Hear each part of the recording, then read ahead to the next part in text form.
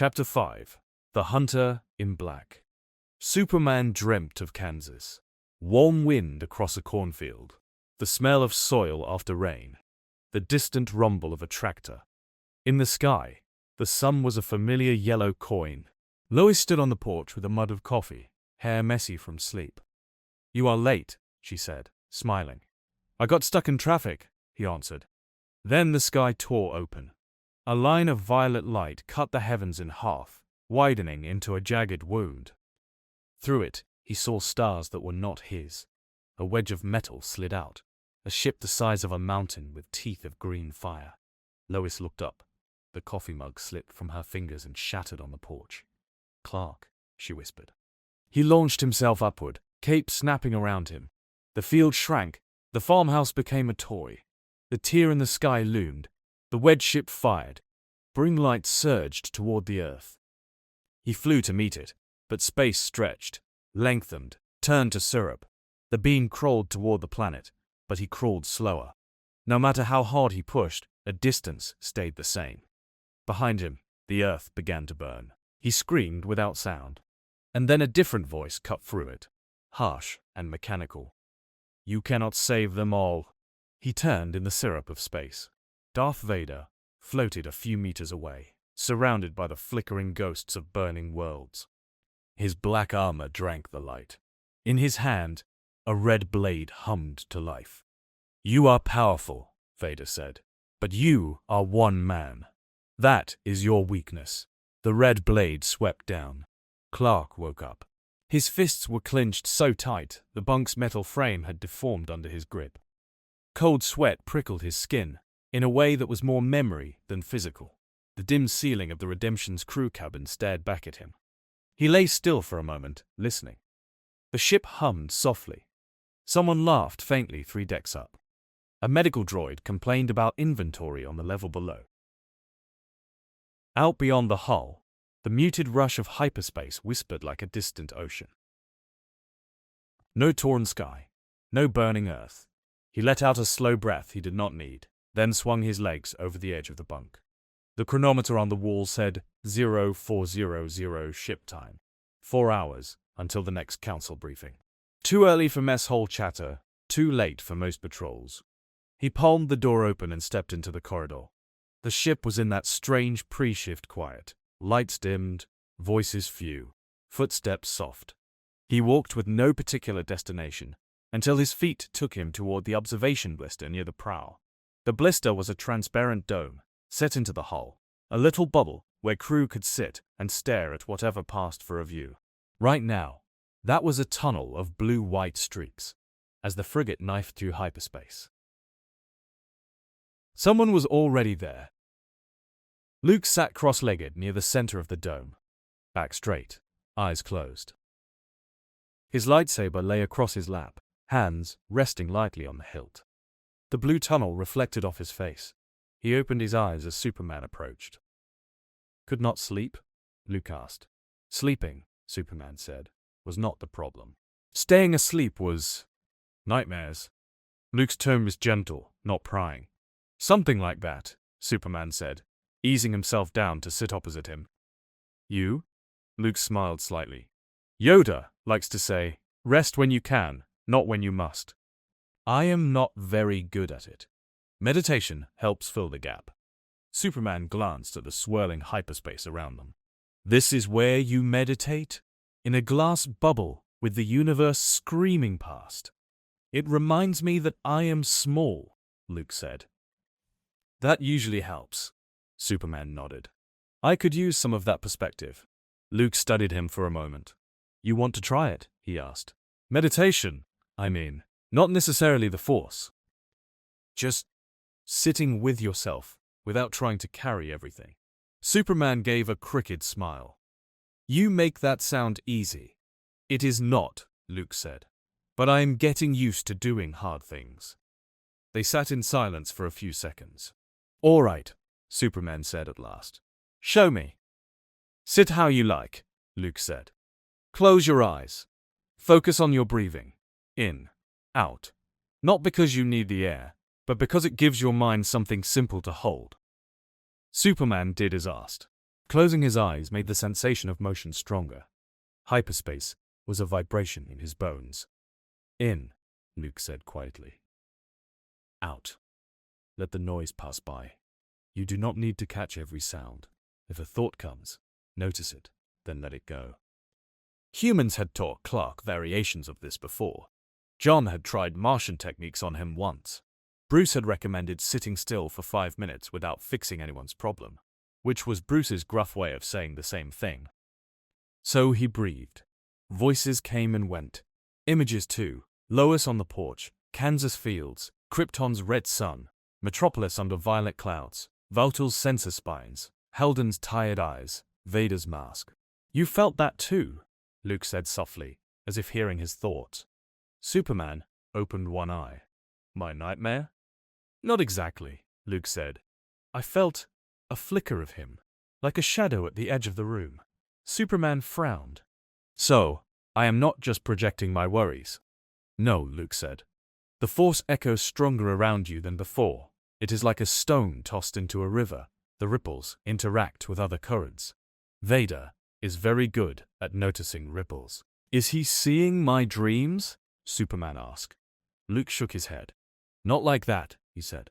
But if he reaches out while you are vulnerable, he might sense your presence more clearly. He might try to push. That could bleed into your sleep. Good to know, Superman said dryly. I always wondered what it would be like to have a Sith Lord as a bad neighbor. Luke's mouth twitched. You had a vision? Luke asked. Something specific? Earth, Superman said. Burning, while I could not reach it in time. And Vader there, telling me I cannot save everyone. Luke's expression grew somber. That sounds like him, he said. Superman looked back out at hyperspace. He is not wrong, Clark said quietly. I cannot save everyone. I learned that the hard way. But I can save someone. That, Luke said, is what scares him. Superman glanced over. How do you mean? People like Vader, Luke said slowly, rely on fear. They make people believe there are no good choices, only survival. If someone keeps making good choices anyway, especially when it is hard, it shows everyone else that fear is not the only option. You sound like you have thought about this a lot, Superman said. Luke's gaze turned inward, toward memories Superman did not know yet. I have, he said.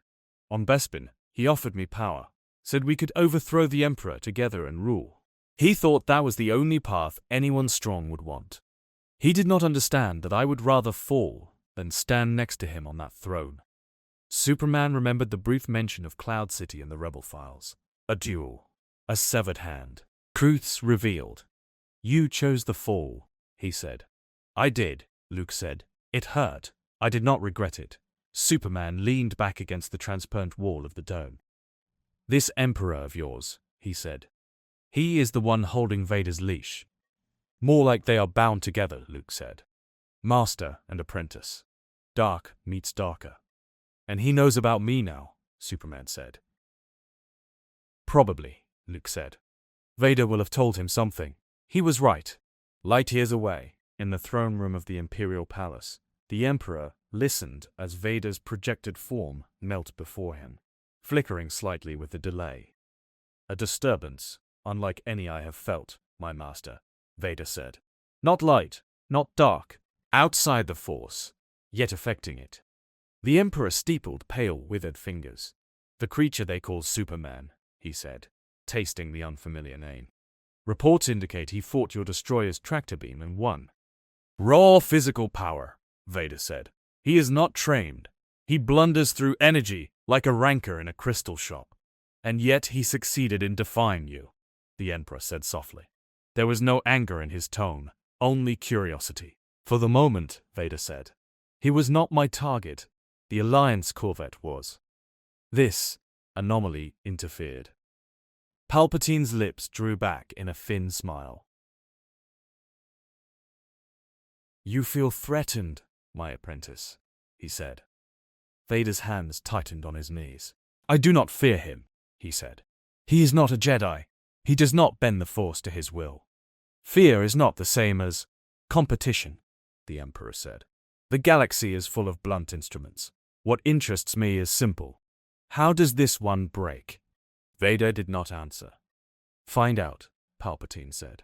Probe his limits, his loyalties, his weakness. There is always a weakness. Vader's respirator hissed loud in the quiet. Yes, my master, he said. The hologram faded. Palpatine sat back on the throne and closed his eyes.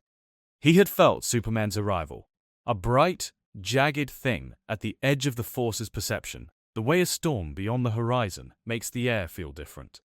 Not a Force user, something more, physical, a different kind of gravity. He considered possibilities. Another toy for the rebellion, he murmured. Or another tool for me. His smile grew. Either way, he said, I will enjoy watching him choose. On the Redemption, the council convened again. This time, Superman stood in the same recessant center of the chamber. But the atmosphere was different. Less suspicion, more calculation. A hollow projection of Valtor's sector spun above the table, now marked with a broad shaded corridor. Valtor's listening post is blind and does not know it, General Rekin said. They filed their glitch as a maintenance issue, not a security breach. We have a window to move supplies through this route. We already have 2 convoys en route, Akbar added. Medical supplies, heavy weapons, food. All things we cannot afford to lose. Madik, the Twi'lek general, frowned. Which means the Empire cannot afford to let us keep this corridor if they discover it, he said. We should assume they will begin random sweeps. They will, Mon Mothma said. The question is, how quickly they notice anything is wrong. For now, we use the advantage. Carefully. All eyes slid to Superman for a moment. He folded his arms loosely. I do not need to be on every convoy, he said. If you put me on one, the others might look more vulnerable. I do not like making bait out of anyone. You already have, Akbar said. By existing. The Empire will be looking for you. They will not know which engagement you will be at. That by itself will draw some pressure off other cells. The old unknown threat problem, Kara said. If they do not know where the punch is coming from, they start guarding everything. Which spreads them thinner, Weekend said. There is value in that. Superman nodded. As long as we remember, these are real people, not just pieces on a board. I assure you, that is something we never forget, Mon Mothma said quietly. Luke leaned forward. Have there been any signs of Vader near Valtor since the raid? He asked. None that our limited intel shows, Rekin said. The Judicator has been seen on the edge of the core lane since then. That does not mean he is not paying attention. But he has other assignments. His attention will return, Mon Mothma said. We should assume that. Superman thought of the dream again. The red blade, the voice saying, you cannot save them all. He is already sniffing around my mind, he said. I do not know the rules of this force, but I know when someone is trying to get inside my head. Luke's jaw tightened. He will test you, he said.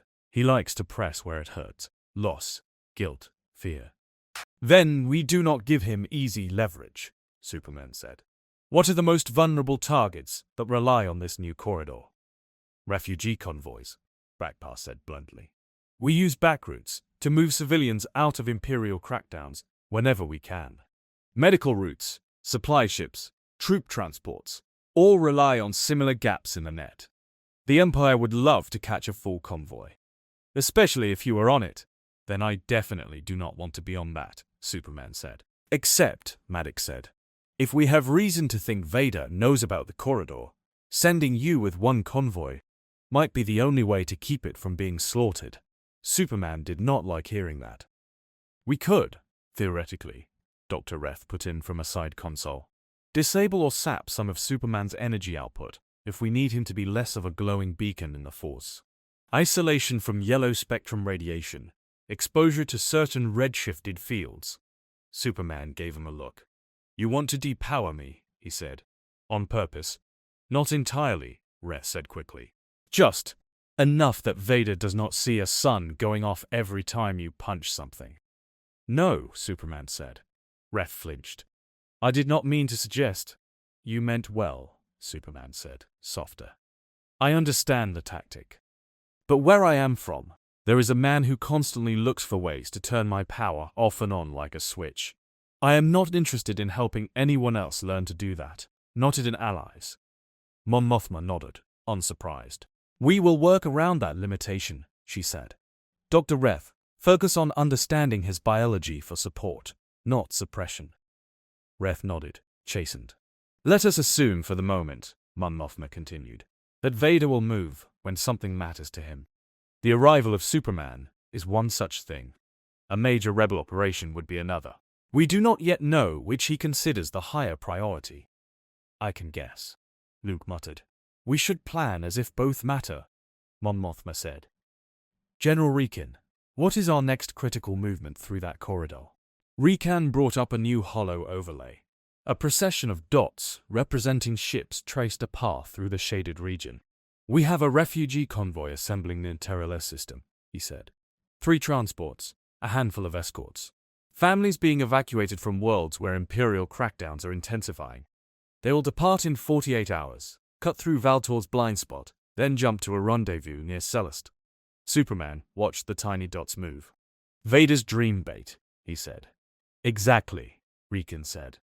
If he learns about the corridor, that convoy is a prime target. Mon Mothma looked at Superman.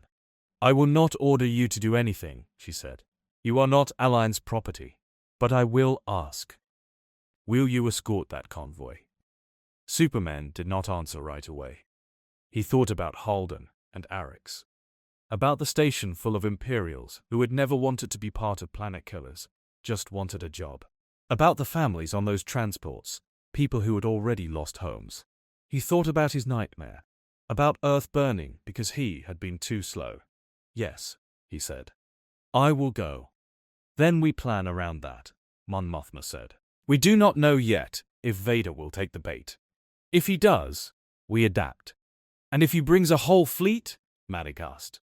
Then we see what happens when a Star Destroyer meets a Kryptonian who is not holding back, Kara said. Her tone was light, but there was steel underneath. Superman did not smile. He could hear something in the void, even now. Not actual sound, a sense. As if the galaxy itself had drawn in a breath. In another part of that galaxy, Darth Vader walked the decks of the Judicator. The Star Destroyer's corridors were wide, white, and spotless. Officers fattened themselves against the walls as Vader passed. The air tasted of sterilized climate control and fear. At the sensor pit on the bridge, the chief technician swallowed as Vader stopped behind him. You have the Valtor logs, Vader said. Yes, Lord Vader, the man stammered. We received their maintenance report. Minor data corruption, but we pulled what backups they could salvage. And, Vader prompted. The technician brought up a holographic representation of data streams. Much of it was static and noise. A few threads glowed brighter. Activity levels match expected patterns, he said. Ship transits, hyperspace signatures, routine patrol paths. No flagged rebel transmissions in the time frame before the glitch. Vader stared at the hologram. His mechanical breathing filled the pit. Zoom in, he said. 3 hours before the reported fluctuation. The tech obeyed. A tight cluster of sensor heads appeared. One cluster corresponded to a Star Destroyer and its tie wings. Another cluster, smaller and fainter, matched a corvette and a shuttle. In the middle, the computer had flagged a brief intense anomaly in the tractor beam's feedback loop.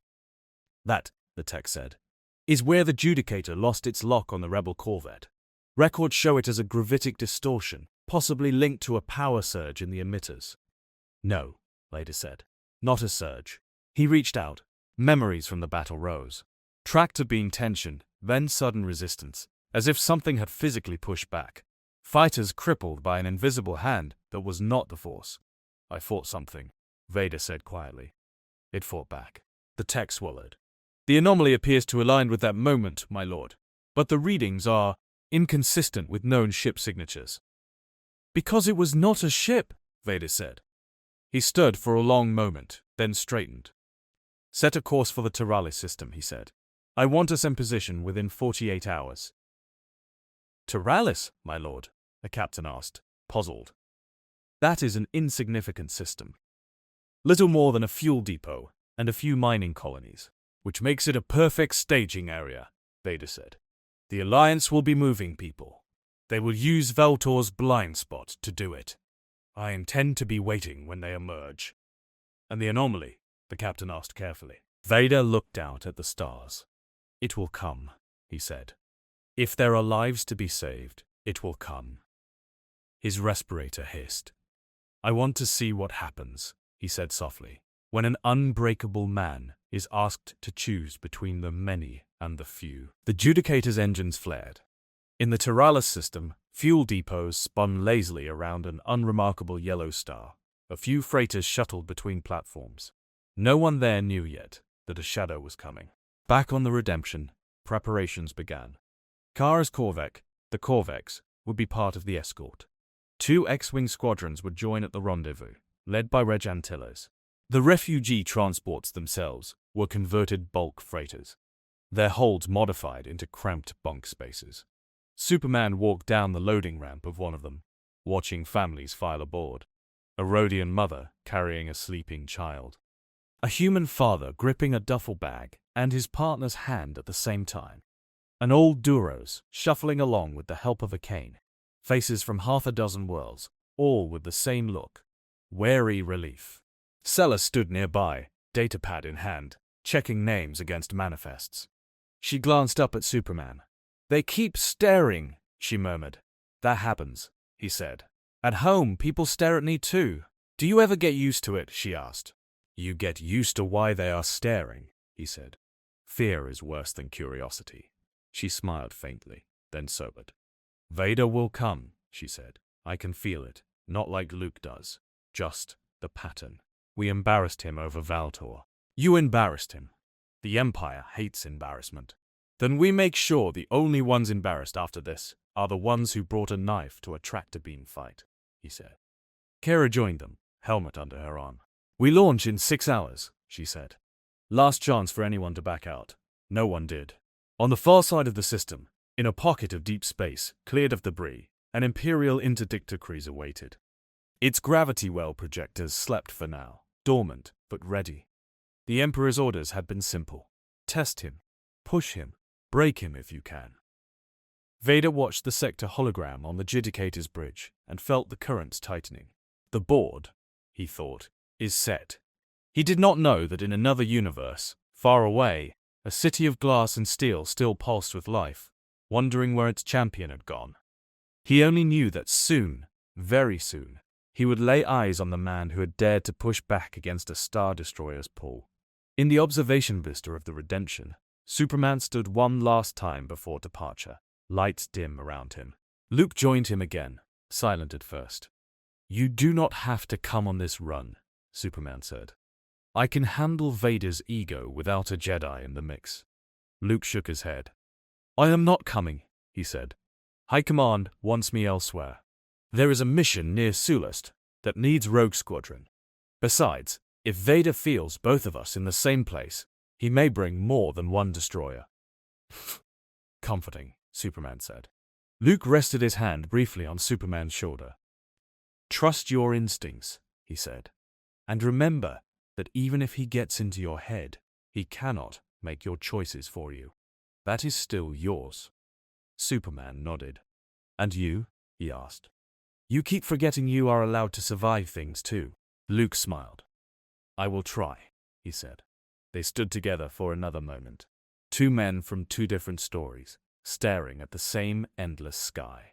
Then the alarm for convoy departure sounded. Time to move.